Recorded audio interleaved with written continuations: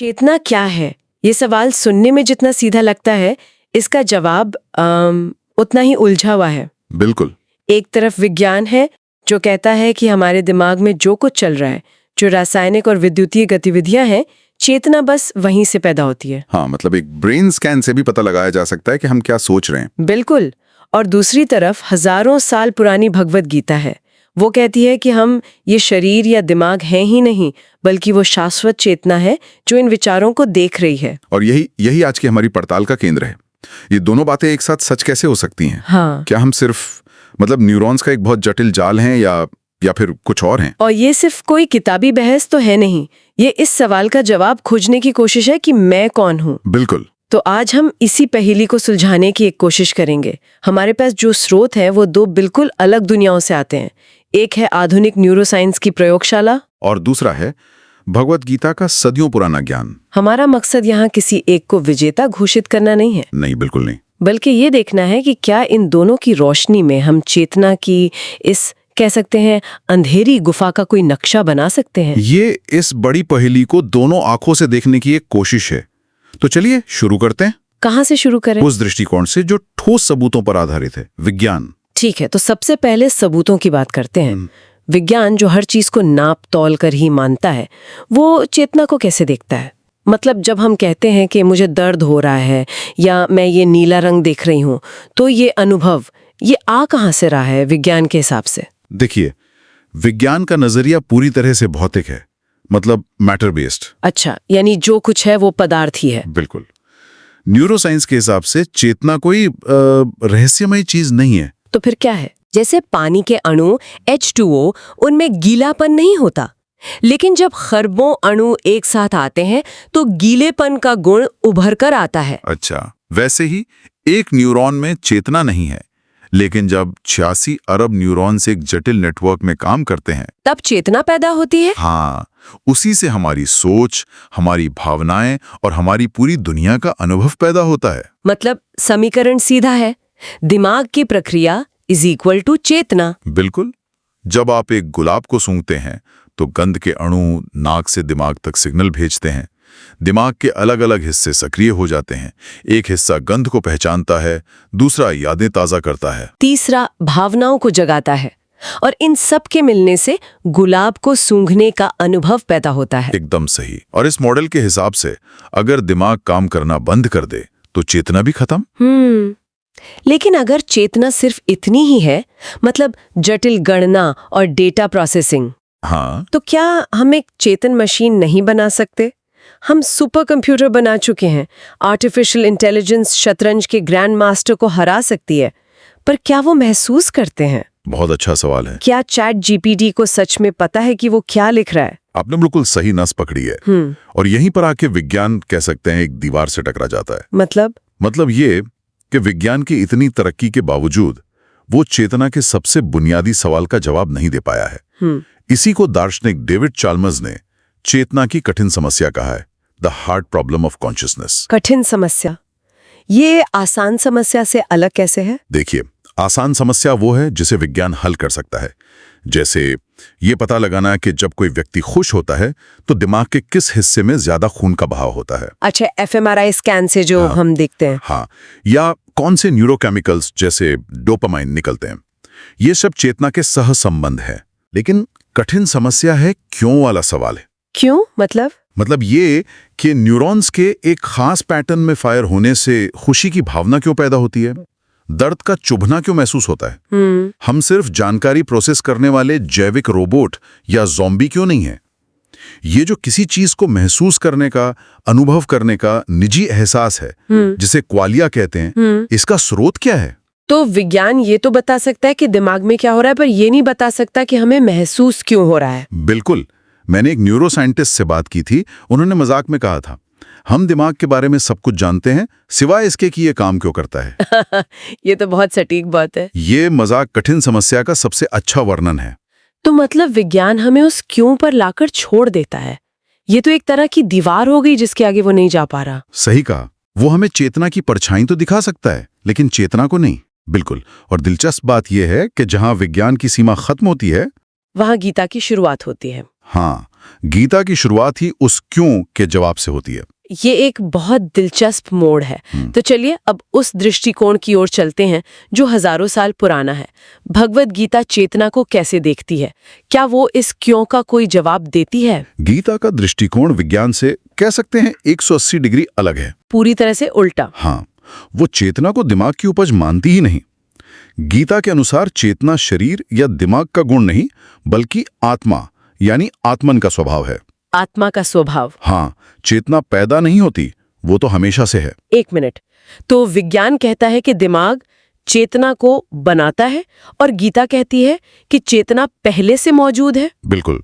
गीता के नजरिए में शरीर और दिमाग तो सिर्फ उपकरण हैं, साधन है, स्रोत नहीं। इसको थोड़ा और समझाइए। यूं समझिए जैसे एक बल्ब होता है।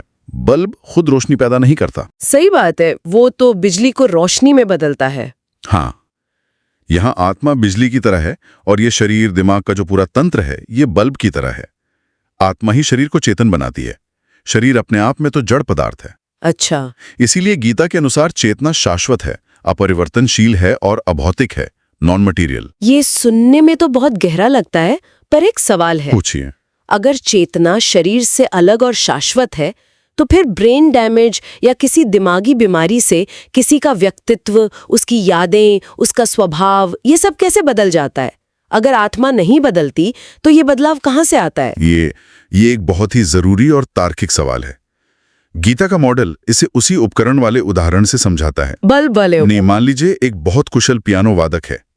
वो वादक आत्मा की तरह है, शाश्वत और कुशल, और पियानो उसका शरीर और दिमाग है। ठीक है। अब अगर पियानो की कुछ चाबियां टूट जाएं या उसकी ट्यूनिंग खराब हो जाए तो क्या होगा? जाहिर है संगीत बेसुरा हो जाएगा, चाहे वादक कितना भी अच्छा क्यों न हो। बिल्कुल, संगीत की अभिव्यक्ति बिगड़ जाएगी। इसका मतलब ये तो नहीं कि वादक को संगीत का ज्ञान नहीं रहा या वादक खुद बदल गया। नहीं, समस्या तो पियानो में है। सही, समस्या उस उपकरण में है जिसके जरिए वो खुद को व्यक्त कर रहा है। इसी तरह ब्रेन डैमेज होने पर आत्मा की चेतना की अभिव्यक्ति बाधित हो जाती है। व्यक्तित्व में जो बदलाव दिखते हैं वे उस उपकरण की खराबी के कारण हैं, उपयोगकर्ता के नहीं। गीता के अध्याय 2 श्लोक 20 में यही बात कही गई है। न जायते म्रियते वा कदाचिन अजो नित्यः शाश्वतो यम पुराणो न हन्यते हन्यमाने शरीरे। आत्मा ना तो कभी जन्म लेती है और ना ही मरती है, यह शाश्वत है। शरीर के मारे जाने पर भी यह नहीं मारी जाती। हाँ, यह श्लोक तो सीधे सीधे विज्ञान के भौतिकवादी मॉडल को चुनौती देता है। ये एक सीधी चुनौती है।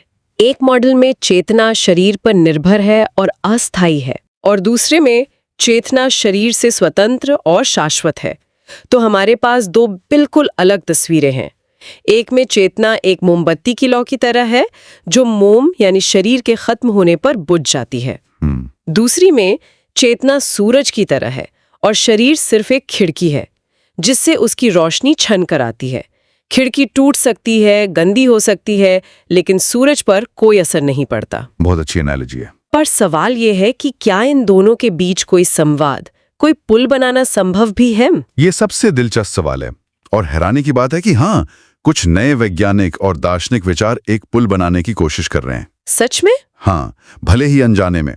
आधुनिक भौतिकी, खासतौर पर क्वांटम फिजिक्स, पदार्थ की प्रकृति को लेकर ऐसे सवाल उठा रही हैं जो हमें ये सोचने पर मजबूर करते हैं कि शायद क्या?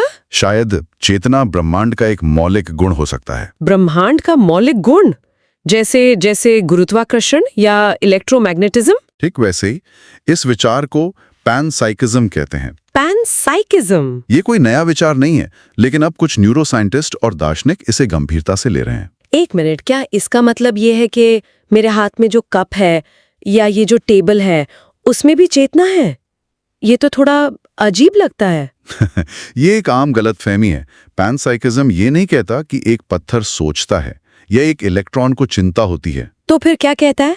इसका विचार ये है कि चेतना का सबसे मौलिक रूप यानी अनुभव करने की क्षमता शायद हर पदार्थ का एक अंतर्निहित गुण है, ठीक वैसे ही जैसे द्रव्यमान, मास या स्पिन होता है। अच्छा। एक इलेक्ट्रॉन में चेतना का स्तर बहुत ही सरल, लगभग 0 के बराबर हो सकता है, लेकिन जब अरबों खरबों कण एक जटिल सिस्टम जैसे कि दिमाग में संगठित होते हैं, तब वो सरल चेतना मिलकर एक जटिल और समृद्ध अनुभव को जन्म देती है। बिल्कुल। तो अगर ये सच है तो इसका मतलब है कि पूरा ब्रह्मांड किसी न किसी स्तर पर सचेत है। वो पत्थर जिसे हम देखते हैं, वो पानी जो हम पीते हैं, उनमें भी चेतना का एक मौलिक कण हो सकता है। ये तो हमारे पूरे अस्तित्व को देखने का नजरिया ही बदल देता है। हम अलग थलग जीव नहीं, बल्कि एक जागरूक ब्रह्मांड का हिस्सा हैं। हाँ, और ये हमें गीता के विचार के थोड़ा करीब ले आता है, जहाँ चेतना को मौलिक माना गया है। और इसी से वो महत्वपूर्ण सादृश्य या एनालॉजी निकलती है जिसके बारे में स्रोत में भी जिक्र है। कौन सी? सवाल ये है, क्या हमारा दिमाग चेतना का जनरेटर है जो इसे शून्य से पैदा करता है, या ये एक रिसीवर या ट्रांसीवर की तरह है जो पहले से मौजूद चेतना के सिग्नल को पकड़ता है? जैसे एक रेडियो स्टेशन से संगीत का प्रसारण तो हर जगह हवा में मौजूद है। हाँ, लेकिन उसे सुनने के लिए आपको एक रेडियो सेट की जरूरत होती है जो उस सिग्नल को पकड़कर आवाज में बदल सके। सही। रेडियो संगीत पैदा नहीं करता, सिर्फ उसे प्रकट करता है। बिल्कुल सही। विज्ञान का मुख्य धारा मॉडल दिमाग को जनरेटर मानता है। हाँ, कि वो चेतना बना रहा है। बिल्कुल। लेकिन अगर दिमाग एक रिसीवर है तो इसका मतलब होगा कि चेतना दिमाग से बड़ी और उससे स्वतंत्र चीज है। और दिमाग के नष्ट हो जाने पर भी चेतना का अस्तित्व बना रह सकता है। हाँ, ठीक वैसे ही जैसे रेडियो के टूट जाने पर संगीत का प्रसारण बंद नहीं होता। ये रिसीवर वाली बात सुनने में तो आकर्षक है, लेकिन क्या ये विज्ञान की हार मान लेना नहीं है कि जब हम कुछ समझा नहीं पाते तो हम कह देते हैं कि ये कहीं और से आ रहा है? ये एक बहुत ही जायज आलोचना है। क्या ये सिर्फ एक आसान जवाब देकर मुश्किल सवाल से बचने का तरीका नहीं? हाँ, और ज्यादातर वैज्ञानिक इसी वजह से इस विचार को शक की नजर से देखते हैं। वे इसे गॉड ऑफ द गैप्स तर्क का एक रूप मानते हैं। मतलब विज्ञान की समझ में जो खाली जगह है उसे भरने के लिए एक रहस्यमयी चीज का सहारा लेना। सही। लेकिन दूसरी तरफ जनरेटर मॉडल के समर्थक भी तो कठिन समस्या का कोई जवाब नहीं दे पा रहे हैं, है ना? ये भी सही है। रिसीवर मॉडल भले ही अभी सिर्फ एक परिकल्पना है, लेकिन ये कम से कम उस क्यों वाले सवाल को संबोधित करने का एक रास्ता तो सुझाता है।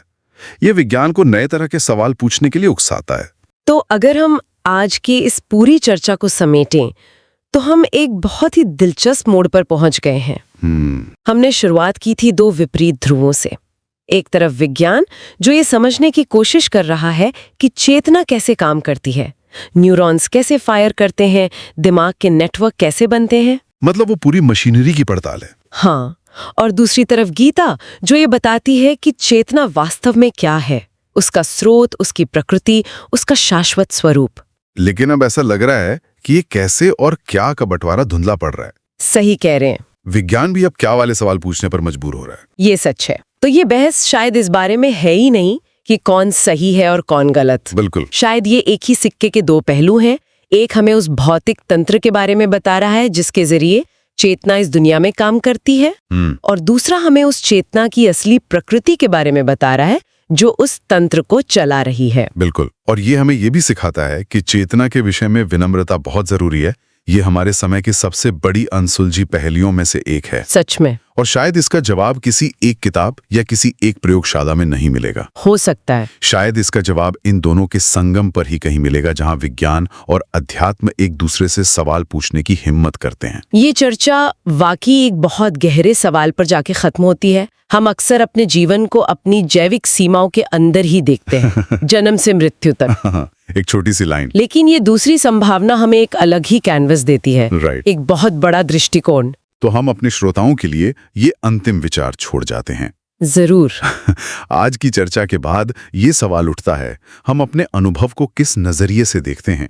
क्या हम खुद को एक जटिल जैविक कंप्यूटर मानते हैं जो अपनी प्रोग्रामिंग के हिसाब से चल रहा है, या हम खुद को एक शाश्वत चेतना के रूप में देखते हैं जो इस शरीर के माध्यम से दुनिया का अनुभव कर रही है? और हम जो भी चुने वो सिर्फ एक दार्शनिक विचार नहीं होगा। नहीं, वो तय करेगा कि हम अपना जीवन कैसे जीते हैं, अपने रिश्तों को कैसे देखते हैं, और यहाँ तक कि मृत्यु के विचार का सामना कैसे करते हैं।